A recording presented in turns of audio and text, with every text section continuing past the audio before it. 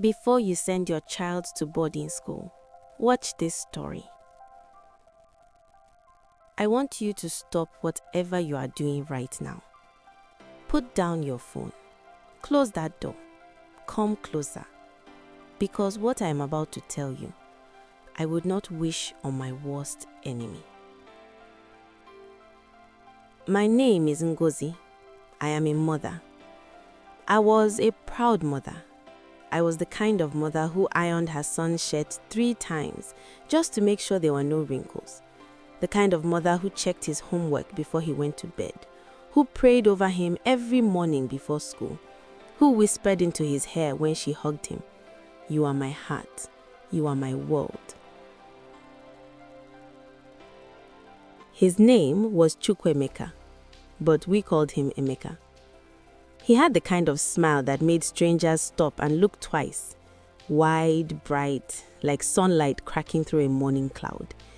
He was 12 years old, just 12, and I sent him away. I sent my son away with a suitcase, a Bible, and the belief that I was doing the right thing. I was wrong. God help me. I was so wrong. That was the last school term my son was ever the same again. Let me tell you about us so you can understand. My husband, Obiora, was a civil engineer. Not the kind that was doing very well in those days, but the kind that was trying, always trying. We lived in Enugu, in a flat that was small but clean. I kept it clean. That was my contribution. Obiora brought money when he could. I sold fabric from a small table outside the compound gate.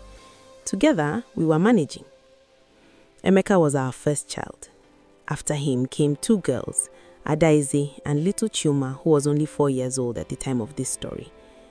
Emeka was everything to Obiora. You know how Igbo men are with their first sons. It was not just love, it was legacy, it was future, it was the name they carry forward. Every time Obiora looked at Emeka, he saw himself reborn, but better, stronger, more educated, more successful. That pressure, we did not know we were placing it on a 12-year-old boy's shoulders. We did not see it then. Emeka was a quiet child, not shy, but thoughtful.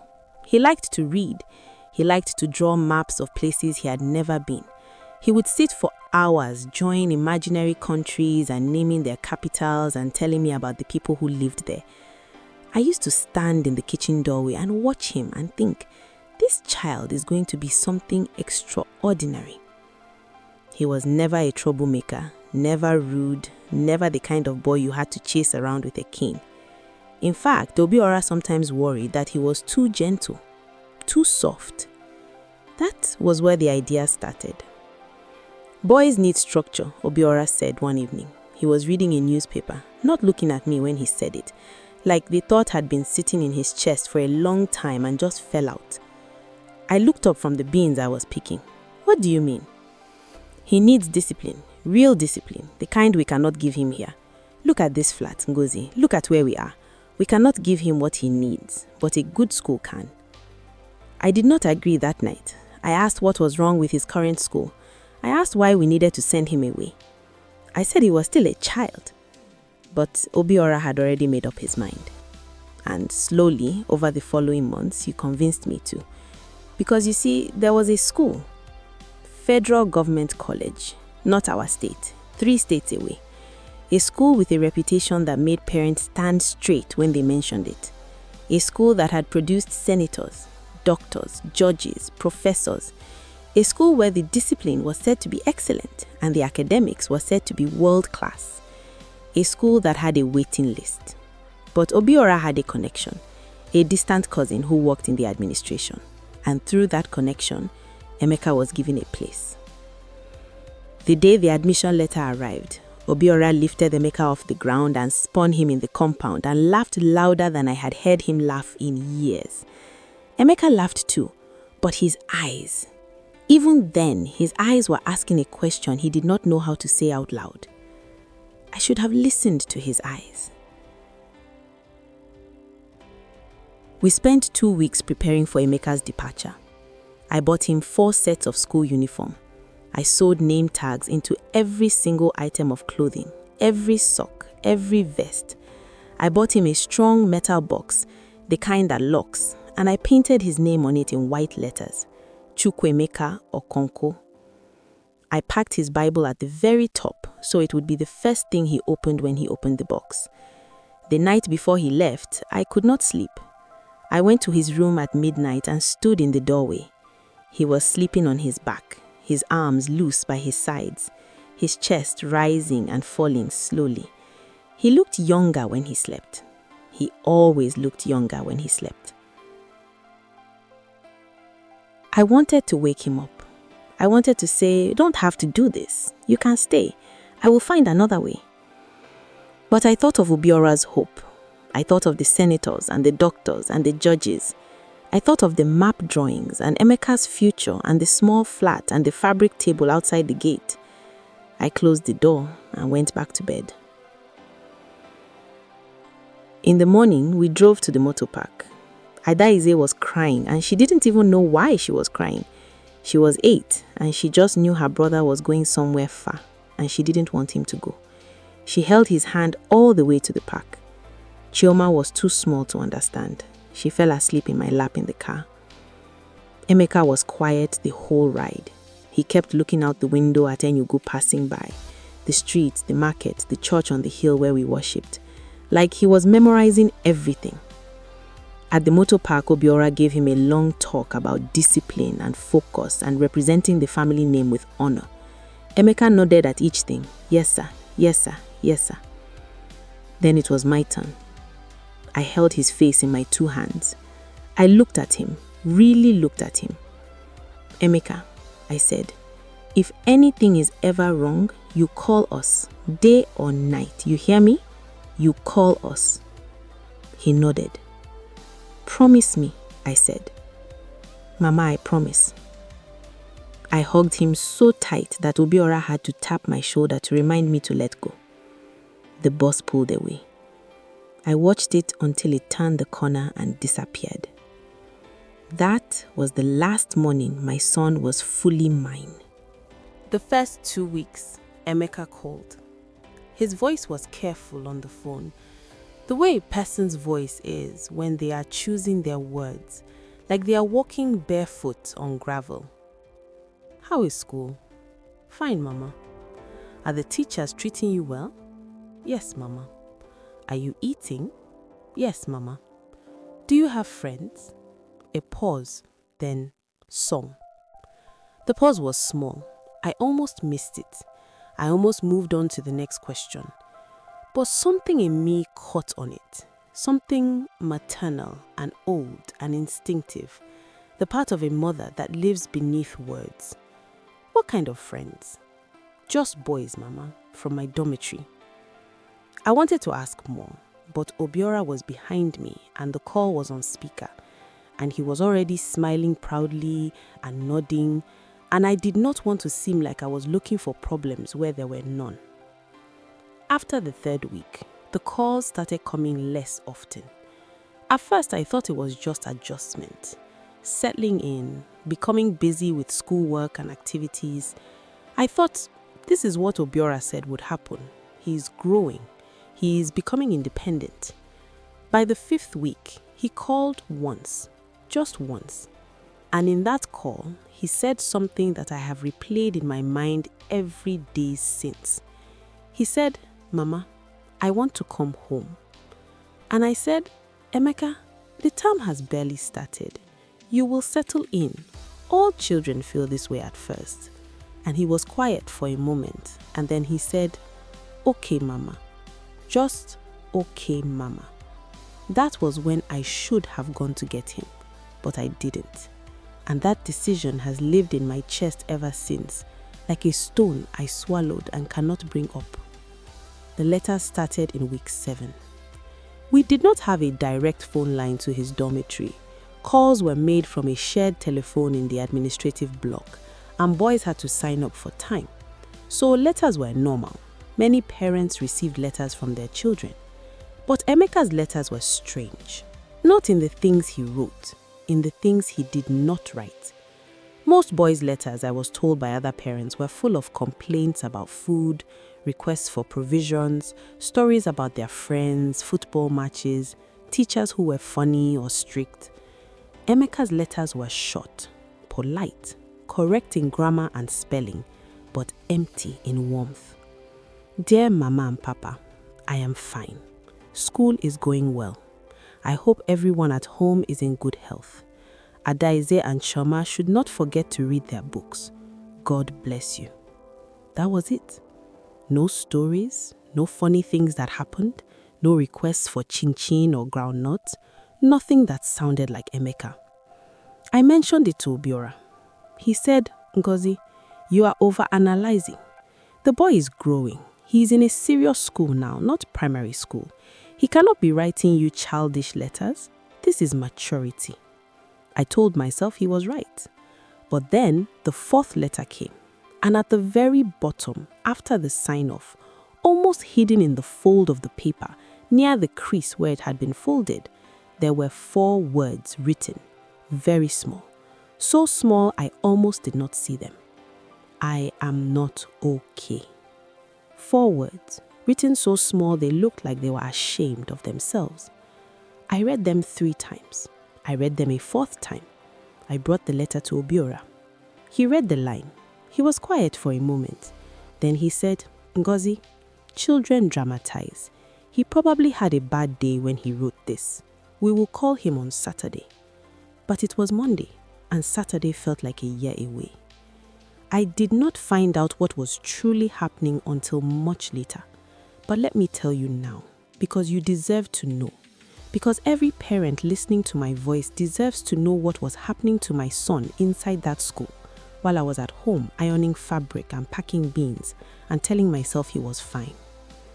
Emeka had been placed in Dormitory 6. Dormitory 6 was controlled by the senior boys.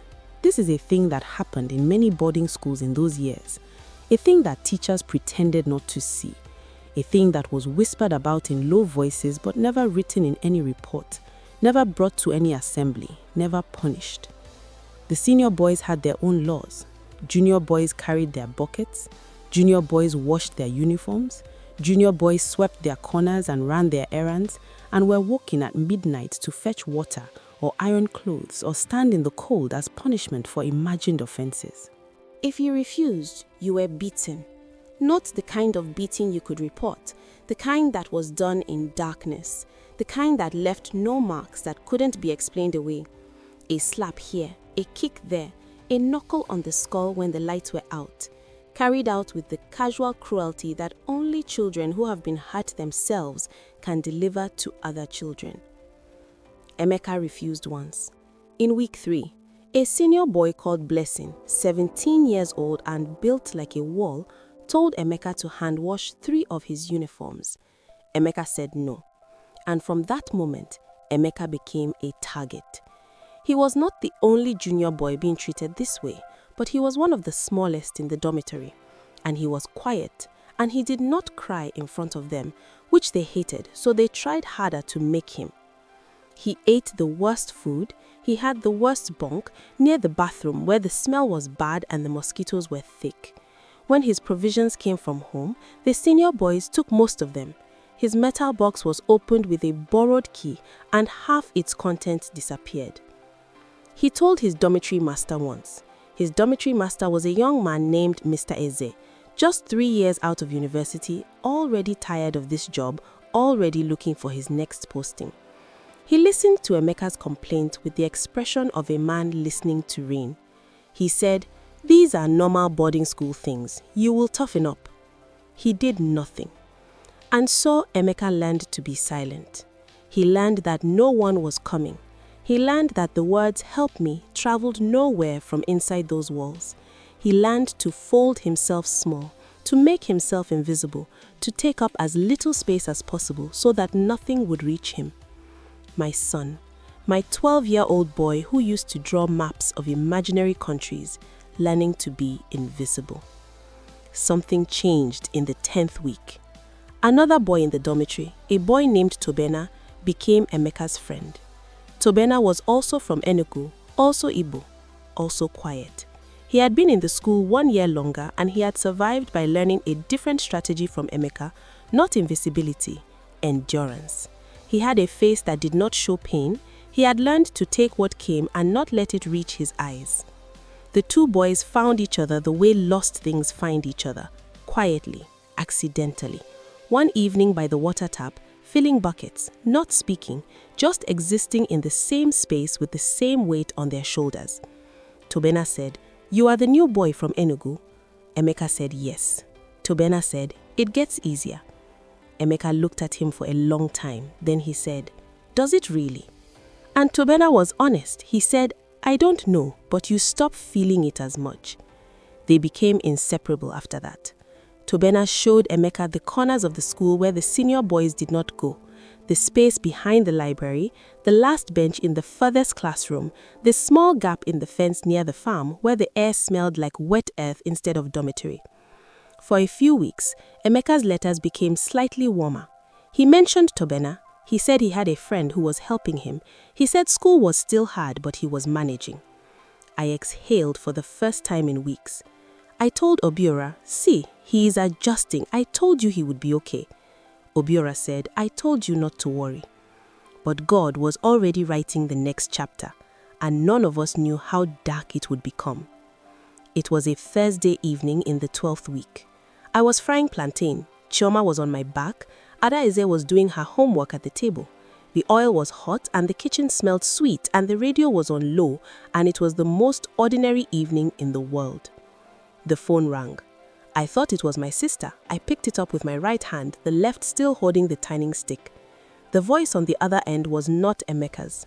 It was a small voice, nervous, young, a boy. He said, "Good evening, Ma. Please, are you Emeka's mother?" I put down the tining stick. Yes, I am. Who is this?" "My name is Tobena, Ma. I am Emeka's friend in school." My heart stopped moving properly.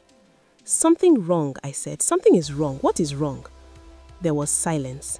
The kind of silence that is not empty but full of things the person on the other end does not know how to carry alone anymore. Then Tobena said, "Ma, please, you need to come, please. Emeka has not been eating for 4 days. He does not come out of the dormitory. He does not talk. He just lies on his bunk and faces the wall." I dropped the phone. Obiora came running from the parlor. "What happened? Ngozi, what happened?" I could not speak. I picked the phone back up. "Tobena," I said, "how did you get our number?" "From Emeka's Bible, Ma. He wrote it on the inside cover. I took it because, Ma, I was afraid. I think something is very wrong with him. I think..." His voice broke. He said, "I think he stopped wanting to be here." Do you understand what that child was telling me? Do you understand what he was saying? A 13-year-old boy borrowing a phone, calling a stranger to save his friend because no adult in that school had seen or looked or cared enough to act.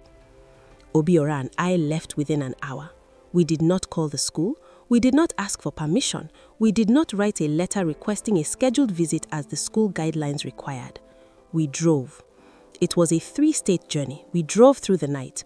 Obiora drove fast, too fast, but I did not ask him to slow down. Chioma was left with my neighbor. Adaeze was left with my neighbor.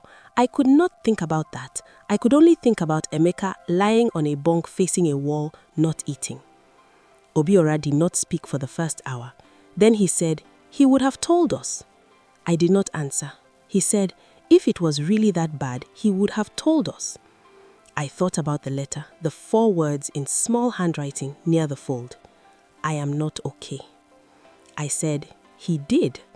Obiora went very quiet after that. We arrived at the school at 4 in the morning. The gate was locked. A security man came out, sleepy, confused, shining a torch at our screen. We told him we were parents. We told him we wanted to see our son. He said visiting hours were... Obiora got out of the car. "I do not want to hear anything about visiting hours. My son is in there and I am going in." Something in Obiora's voice, the flat, terrible calm of a man whose fear had become something harder, made the security man step aside. A junior staff member was awakened. A torch was carried. We were walked across the dark compound, past empty classrooms and a flagpole where the Nigerian flag hung still in the windless night. I remember every detail. The sound of our feet on the gravel, the smell of the night, grass and dust and something institutional and cold, a dog barking somewhere beyond the fence. We were brought to dormitory 6. The door was unlocked. 40 boys sleeping in rows. The smell of bodies and old socks and the particular closeness of too many human beings in too small a space. Snoring from different directions. The low buzzing of a fluorescent bulb that was not fully dead but not fully alive either. The staff member pointed a torch towards the back left corner, the bunk by the bathroom. I walked between the rows of sleeping boys. I got to the bunk and I saw my son. He was lying on his side facing the wall. He was so thin. In 12 weeks, he had become so thin. His shoulder blades pressed against his nightshirt like wings that could not open. His hair had not been combed in bays. His breathing was shallow. I put my hand on his shoulder. "Emeka," I whispered. He went rigid. His whole body stiffened at the touch like a child who has learned that being touched means something is about to hurt. That stiffening broke something in me that I don't think has ever been fully repaired. "Emeka, it is Mama, it is me."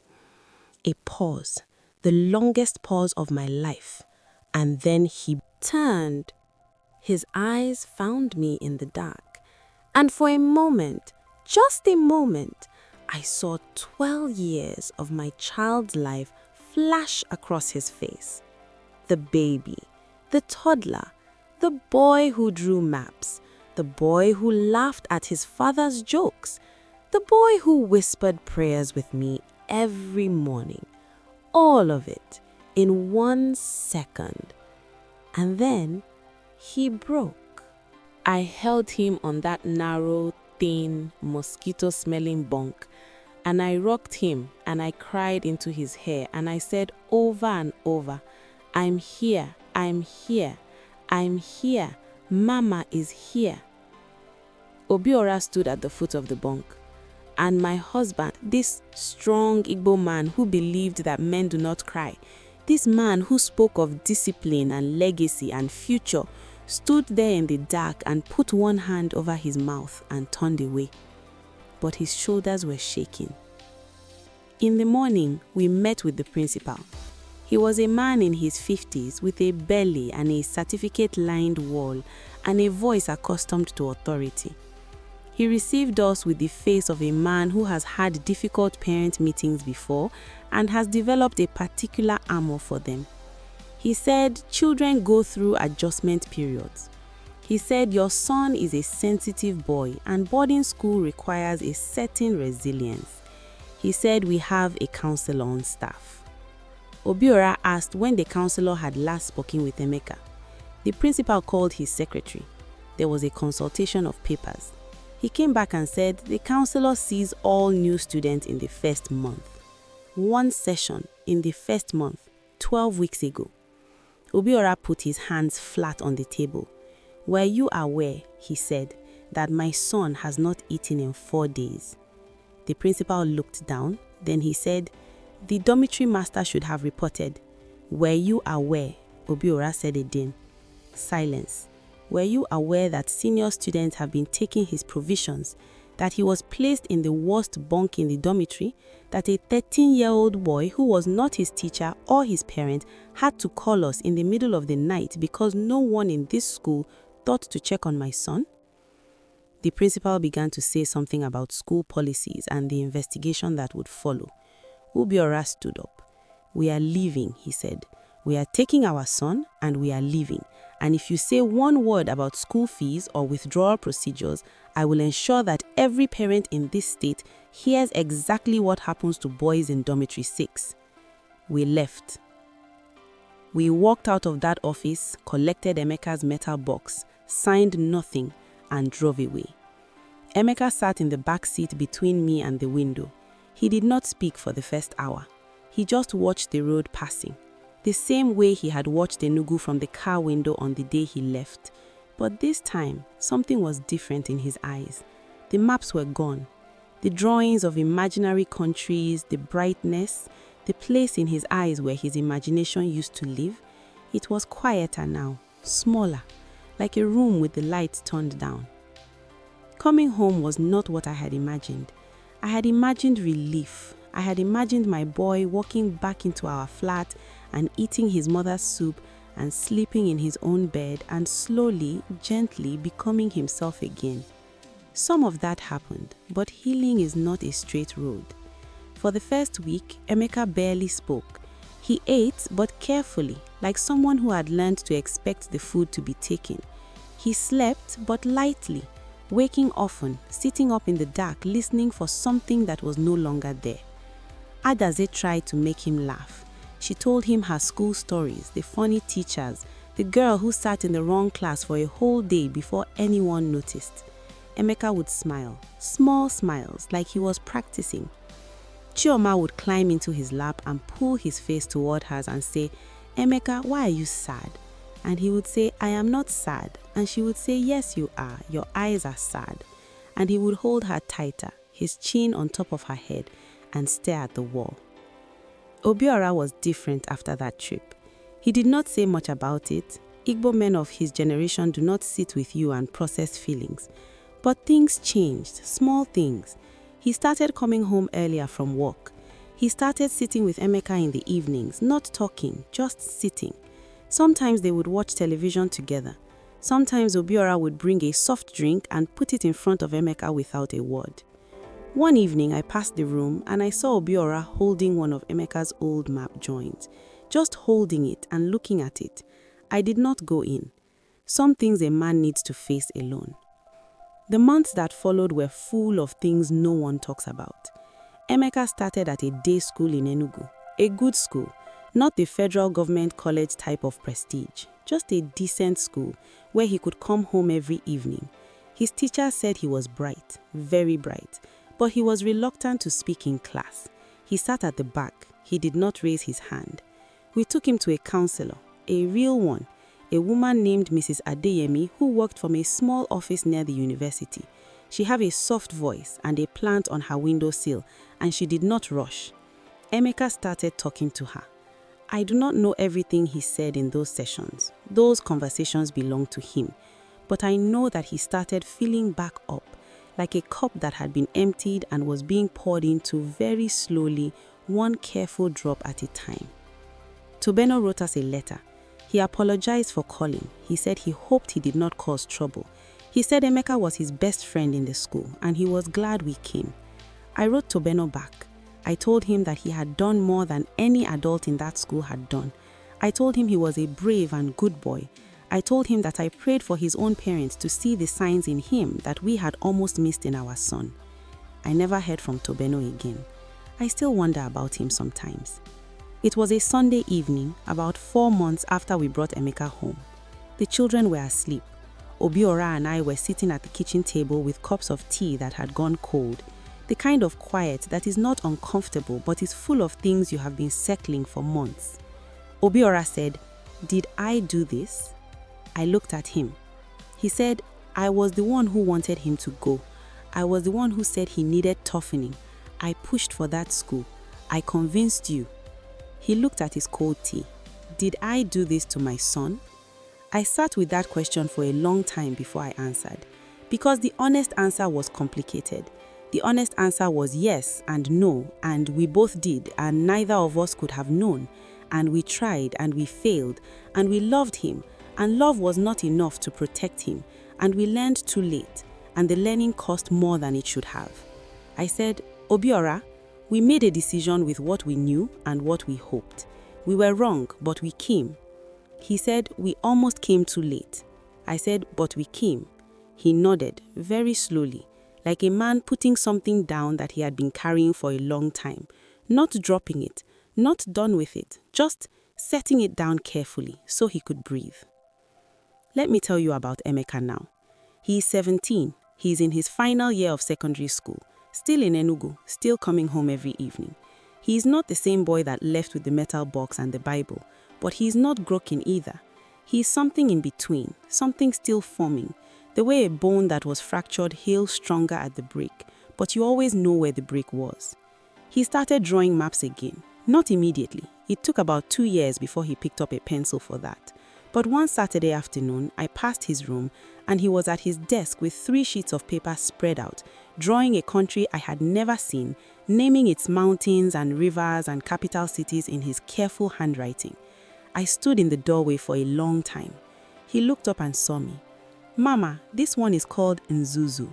The capital is a city built on a lake." I smiled so hard my face hurt. I said, "Tell me about it." And he did.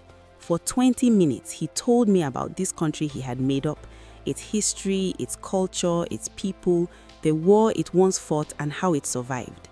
And I sat on his bedroom floor and I listened to every word. I am telling you this story today because every week I hear about another family, another child sent away to chase somebody else's idea of a better future, another mother who ignored the pause in her child's voice, another father who confused discipline with distance. I am not here to tell you that boarding school is always wrong. I am not saying that. Some children thrive in those environments. Some children find themselves there. Some schools are genuinely excellent in every way.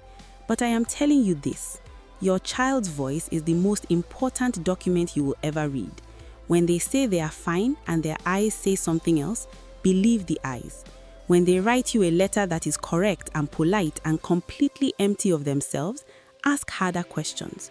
When a boy you never met calls you at midnight because he is afraid for your child, it means your child was afraid for himself first and had nowhere to put it. Before you sign that form, before you pack that metal box, before you watch that bus turn the corner and disappear, sit with your child, not beside them, truly with them. Look at their face. Listen to the things they are not saying. Ask them once more and mean it this time. Are you afraid? Because if they are, and you send them anyway, and they learn to be silent the way Emeka learned to be silent, that silence can become a place they live, a place that is very hard to call them back from. I know. I spent 2 years calling my son back. He came, but I never stopped carrying the weight of the weeks he spent waiting for me to hear him. Some mornings I wake up and I still hear it, that small voice on the phone, Tobeno's voice. "Ma, I think he stopped wanting to be here." And I think about all the children whose Tobenos never called, all the children still lying on bunks facing walls, just waiting for someone to come. Tell me something before you go. Would you have heard the 4 words in the letter? I am not okay. Would you have heard them?